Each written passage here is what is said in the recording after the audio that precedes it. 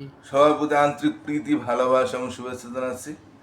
পঞ্চম শ্রেণীর ছাত্রছাত্রীরা, তোমাদের আমি দশমিকের ভাগ শেখাচ্ছিলাম। তা দশমিকের ভাগ শেখানোর পরে আমি পার্টটা দুই দিকে ছাড়তেছি। একটা হচ্ছে আপনাদের কাইটসে, মানে তোমাদের শিশুদের মধ্যে, আবার বড়দের চ্যানেলও যাতে যায়, ওখানে আমাদের কমেন্টের ঘরে রাখছি। তোমার ইচ্ছা করলে কমেন্টের ঘরে, যেটা বড়দের জন্য ছাড়ি সেটা কমেন্টের ঘরে তোমরা ওটা দেখলে কমেন্টের ঘরে তোমরা কমেন্ট করতে পারো। আর ছোটোদেরটা দেখলেও তোমরা বড়দের চ্যানেলটা, বড়দের যে পার্টটা ছাড়বো সেটা আমাদের কমেন্ট করতে পারো। ঠিক আছে, তাহলে আমি তোমাদের যে ভাগটি শেখাচ্ছিলাম দশমিকের, আশা করি তোমরা ভাগ শিখতে পারছো। আজকে আমাদের দশমিক কিছু গুণ আছে, তা দশমিকের গুণ তোমরা পারো, আমি এর আগে শিখাইছি। তারপর আমি তোমাদের দশমিকটা কীভাবে বসে একটু দেখাইয়া পরে আমি প্রশ্নের কটা অঙ্ক করাবো, তারা পাঠে চলে যায়। হ্যাঁ, আমরা গত পাঠে আমরা এই নিচের প্রশ্নগুলো উত্তর দেওয়া আছে, কতগুলো এক দ্বারা এত হয়, কতগুলো এক দ্বারা এত হয়, কতগুলো এক দ্বারা এত হয়। আমি আবার একটা বানিয়ে এতগুলো এক দ্বারা এটা হয় কিভাবে সেটা আমি তোমাদেরটা দিয়েছিলাম। আশা করি তোমরা বুঝতে পারছো। এখন আমাদের এখানে দেখো গুণ আছে, এই গুণগুলা তোমরা পারো, গুণ তো তোমরা পারো, তাইলে গুণ পারলে তো একই রকম এই গুণ করতে হয়, শুধু দশমিকটা দেওয়ার ক্ষেত্রে তোমার কেউ না জানলে সেটা, যেমন এটা 4 দ্বিগুণে 8 হয়, তাই এটা এক সংখ্যার মধ্যে একটার মধ্যে দশমিক আছে, তাহলে এক গড় পর দশমিক পড়বে, 8-এর মধ্যে একটা দিলেই হয়ে যাবে। আর যদি এখানে 2-এর মধ্যেও দশমিক থাকতো তাহলে কত হইতো? তাহলে 4 দোকানে 8 হইয়া, এখান আমি একটু বুঝাই দিই, এটা আর সব বুঝাবো না। আমি যদি মনে করি করে যদি আমরা করি 0.4.2, তাহলে 4 দ্বিগুণে 8, এটা এক গর্ভ দশমিক, এটা মধ্যে দশমিক না, তাহলে এক গর্ভ দশমিক দেবো। আর দশমিক বারোদের আমরা এইভাবে শূন্য দিই। আর এখন যদি আমরা এই অঙ্কটা যদি এইভাবে থাকতো, একটু বুঝাই দিই তোমাদের, এটা তোমাদের বুঝাই, আমি জানো তোমরা, তারপর আমি তোমাদের একটু আরেকবার একটু বুঝাই দিই। 4 দ্বিগুণে 8, তাহলে আমার সংখ্যা হইলো একটা, কিন্তু আমার দশমিক পড়বে এখানে এক ঘর আছে, এখানে মোট 2 ঘর পর, তাহলে আমার এখানে তো একটা সংখ্যা আছে, তখন আমরা একটা শূন্য দিয়া এই যে 2 ঘর বানাই নিলাম, তারপরে আর দশমিক বাদে একটা শূন্য দেবো। এই নিয়মটা তোমাদের আমি আগের অঙ্কের মধ্যে শিখাই দিছি, তাহলে তোমরা এটি আশা করি বুঝতে পারছো, ওই সময় অনেক তোমরা বুঝাইছি। তা এইভাবেই দশমিক দিতে হবে। এই অঙ্কগুলো তোমরা কইরা, যেমন এটা আছে মনে করে 1 2 3 3 ঘর পর দশমিক, যে সংখ্যাই হোক ডান ধারের থেকে 3 ঘর পর দশমিক করবো। এভাবে 2 ঘরে দুই সাইডে যদি দশমিক থাকে, দুই দিকে গুণ, দুই দিকে ই করে, তারপর তোমরা এখানে যেমন মনে করো এই অঙ্কটা যে আমি করলাম, এখানে যেমন আছে, যদি 7-এর মধ্যে দশমিক থাকতো তাহলে 1 2 3 আর 7-এর মধ্যে আছে একটা, মোট 4 ঘর পর দশমিক পড়তো, তাই না?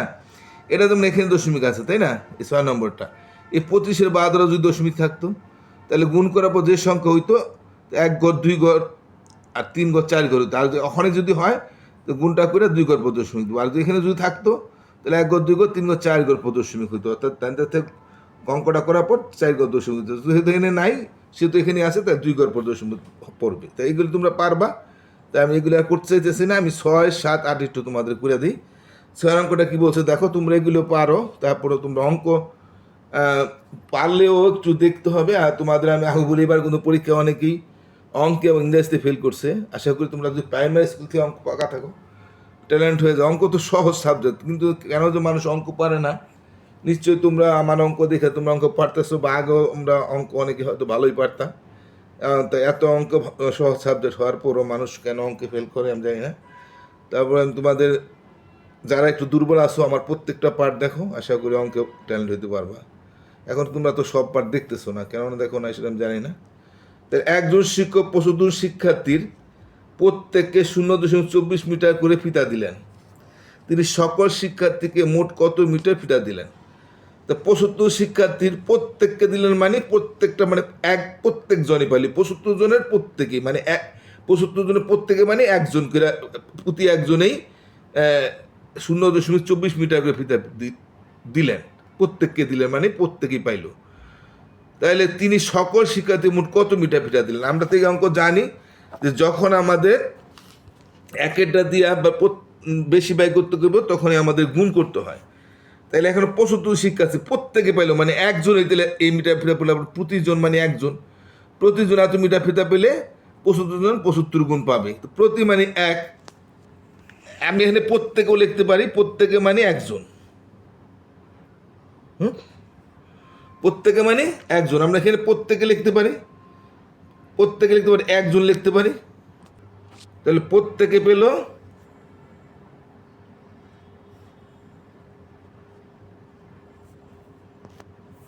0.24 মিটার পিতা।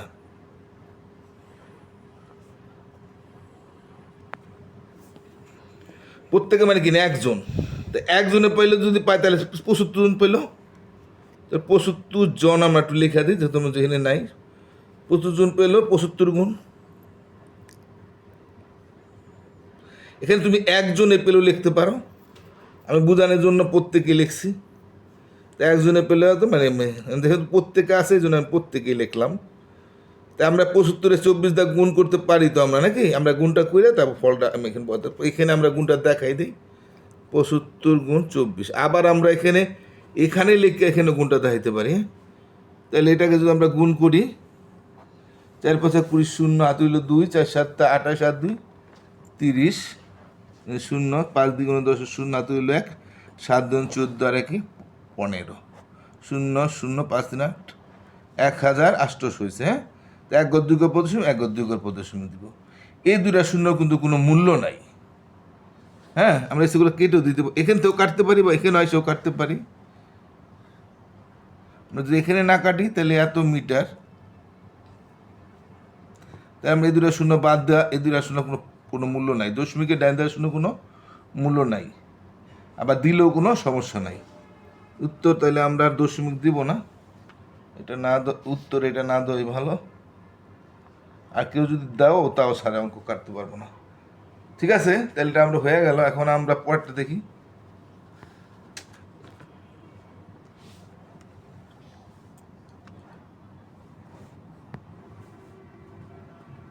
তাহলে আমরা 1 ঝুড়ি ফলের ওজন এত কেজি হলে, এত কেজি মানে 1 শতক 2665 কেজি হলে না, কিন্তু 2 দশমিক, হ্যাঁ 2665 কেজি হলে এরূপ 12টি ঝুড়ির ফলের ওজন কত? 2000 কিন্তু ঠিকই আছে, কিন্তু 565 পয়সা আর কি এটা। হ্যাঁ, মানে কেজি হলে বা 565 দশমিক আর কি, এখানে মানে যদি ট্যাক হইতো তাহলে কি হইতো? 2 টাকা 565 পয়সা হইতো। হ্যাঁ, তো এটা কেজিতে 2565 কেজি হলে এরূপ 12টি ঝুড়ির ফলের ওজন কত? তাহলে 1 ঝুড়ি ফলের ওজন যদি এত কেজি হয়, তা 12টি ঝুড়ির ওজন, ফলের ওজন 12 গুণ হইব না? তাহলে আমরা জানি 1-এরটা দিয়ে বেশিটা বাই করলে সব সময় গুণ হয়। তাহলে আমরা দেখি 1 ঝুড়ি ফলের ওজন কত? 1 আমরা এইভাবে লিখি, 1 আর বানান করে লিখবো না, সংখ্যায় লিখবো। 1 ঝুড়ি ফলের ওজন 2.565 কেজি। সুতরাং 12 ঝুড়ি ফলের ওজন 12 গুণ হবে না?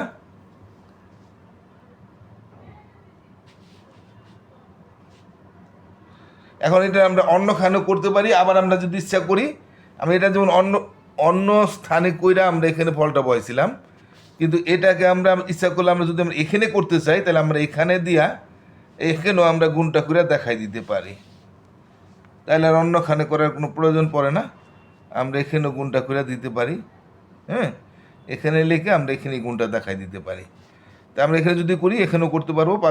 এখানে লিখে আমরা এখানে গুণটা দেখাইতেছি। 5 × 10 হাত হইল 1, 6 × 12 13 হাত হইল 1, 5 × 10 11 হাত হইল 1, 2 × 4 আর 5, 0, 5 × 1 5, 6 × 1 6, 5 × 1 5, 2 × 1 2, 0, 5 × 3 8, 6 × 1 7, 5 × 5 10 0 হাত হইল 3। তো 1 ঘর 2 ঘর 3 ঘর প্রদশমিক, 1 ঘর 2 ঘর 3 ঘর প্রদশমিক হবে। আর দশমিকের ডাইন দ্বারা শূন্য আমরা কেটে দিব, কারণ সাধারণত এটা দেওয়ার কোনো প্রয়োজন নাই। আর এইভাবেও মনে রাখবা যে দশমিকের পরে 2টা কোনো সংখ্যা না থাকলে মনে করো 2টা শূন্য দেওয়া যায়, এর বেশি দেওয়া যায় না। তাহলে এখন কত আছে এখানে? 30 এত কেজি, 30.78 কেজি। ঠিক আছে, 1 জুড়ি ফল এত কেজিতে 12 কেজি 12 গুণ। আমরা জানি একেরটা দিয়ে বেশি দিকে অনেকভাবে তোমাদের বুঝাই দিছি, অঙ্ক একদম সহজ জিনিস। আমরা আরেকটা অঙ্ক আছে, এটা শেষ করে দিই। ইংরাজিতে অনেক কিছু শিখানো লাগে, কিন্তু অঙ্কে কেন মানুষ, অঙ্কে তো কাঁচা থাকা কোনো প্রশ্ন উঠতে পারে না। একটি প্যাকেটে এত লিটার দুধ আছে, হ্যাঁ, তো এর 50টি প্যাকেটে কত লিটার দুধ আছে? এটাও একেরটা দিছে, তাই 50টা চাইছে, তার 50 গুণ হইব। তুমি একটা প্যাকেটে যদি 2 লিটার দুধ থাকতো, তাহলে দুই প্যাকেটে 4 লিটার, 3 প্যাকেটে 3 2 6 লিটার, 7টায় 7 2 14 লিটার। তাহলে আমরা এটা সহজেই বুঝতে পারি। একটা প্যাকেটে যদি 5 লিটার থাকতো, তো 2 প্যাকেটে থাকবে 10 লিটার, 3টায় থাকতো 3 5 15 লিটার। তাহলে আমরা একেরটা দিয়া ওই পরিমাণে যত গুণ, যতটি কইব আমরা তত দেয়া গুণ করলেই আমাদের হয়ে যাবে। তো এক প্যাকেটে কত আছে?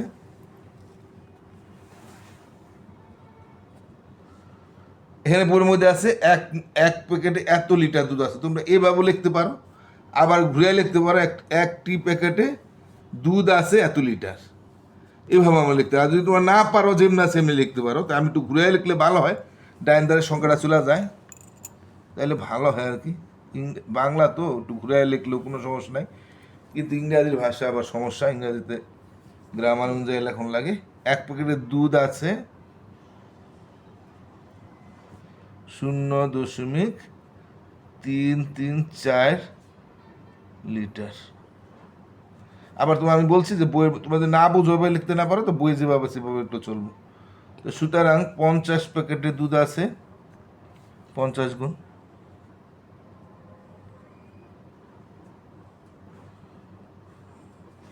তা আমরা অন্য স্থানে লিখে আমরা এখানে বসায় দিতে পারি।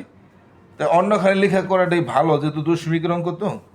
তাহলে অন্য স্থানে গুণ করে দেখাইলে আমরা এই সাইডে দেখাই দিব 0.334। এটা 50 দা গুণ দাও, এটা শূন্যর গুণ তো একদম শূন্যর গুণটা করতে হয় না, শুধু 5 দা গুণ করে একটা শূন্য বসা দিলে হয়। তাহলে আমরা এই শূন্যটা তার গুণ দিলাম না, হ্যাঁ, আমরা শুধু 5 দিয়ে গুণ দিই। 4 5 20 0, হাতে হইল 2, 3 5 15, আর 2 17 7, হাতে হইল 1, 3 15 আর 1 16।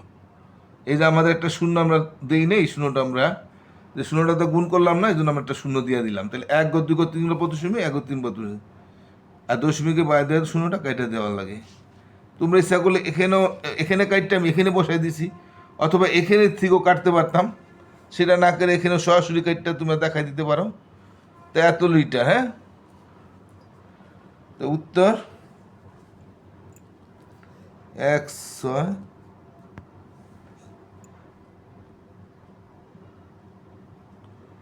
দশমিকে সবসময় একবার ডাইন দেওয়া যে শূন্যগুলি থাকে, সেই শূন্যগুলি আর আমার উত্তরের ক্ষেত্রে লেখার কোনো প্রয়োজন নাই। কেউ যদি ভুলে লিখে ফেলাও, তাও কিন্তু তোমার স্যাররা কাটা দিতে পারবে না, কিন্তু ওইটা আর কি দেওয়ার কোনো নিয়ম নাই। তাহলে আশা করি তোমরা বুঝতে পারছো, ওখানে 3টা অঙ্ক একই সহজ, একেরটা দিয়ে বেশি দেবে করলে গুণ। তা আশা করি সবাই সব পার্ট দেখবা, দেখলে তোমাদের ভালো হবে। আর আমি যেহেতু আমি কোনো এটার থেকে তো আর তোমাদের থেকে কাউতে টাকা নিই না, যদি বেশি মানুষ দেখে তো কোনোদিন হয়তো আমি অর্থ পাইতে পারি। আমার টাকা কবে আমি জানি না, তারপরও আমি তোমাদের একটু উপকার করতে পারি, এটা আমার সার্থকতা। তো ঠিক আছে, সবাই ভালো থাকো। আর চ্যানেলটা সাবস্ক্রাইব না করলে দয়া করে সাবস্ক্রাইব করবা, আর সবাই সব পার্ট দেখবা বলে আশা করি। যে আজকের মতো এখানে বিদায়, টাটা।